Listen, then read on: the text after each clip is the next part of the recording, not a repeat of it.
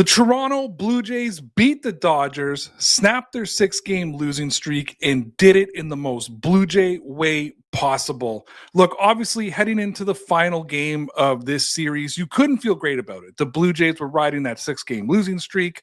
They were on the edge of being swept in back-to-back series, and the Dodgers have been firing on all cylinders since their series with the Nationals, and the Blue Jays' struggling lineup was going to have to face Shohei Ohtani.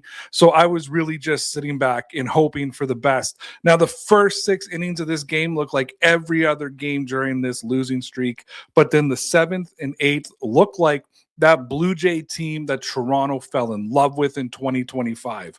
Walks, timely hitting, stolen bases, and forcing the Dodgers to make a mistake led to the Blue Jays going into their off day with a win. It was great to see George Springer get a couple of hits and a really important RBI.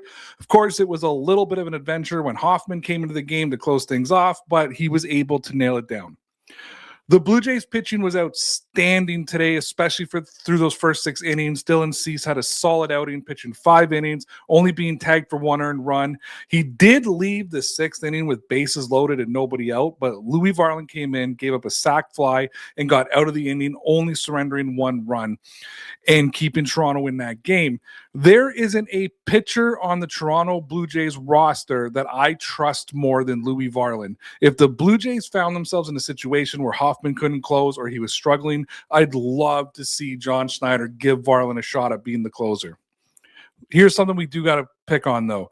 The Blue Jays are still making too many mistakes, both on defense and the base paths. Okamoto's errant throw that led to the Dodgers' first run of the game. And then after leading off the 6th inning, trailing 2-1, Vladdy got caught trying to take third after Sanchez hit a sharp hit ball to the shortstop. The Blue Jays consistently are not hitting well enough to make those mistakes and make the mistakes that they're making. Now, for the back-to-back nights, Travis Schneider drew a pinch walk, and then after Tyler Heineman hit a ball into right field, he didn't gamble, and he stayed at second base, and it's those little things done consistently that turn things around. We saw that Springer came up, hit the huge RBI double that cut the lead to 1. Varsho tied up the game, stole second base. Vladdy then walked, and with only 1 out, Sanchez and Okamoto left the bases loaded. But that 7th inning and that 8th inning showed that the Blue Jays have some life. And if they do the little things right, things will turn around for them.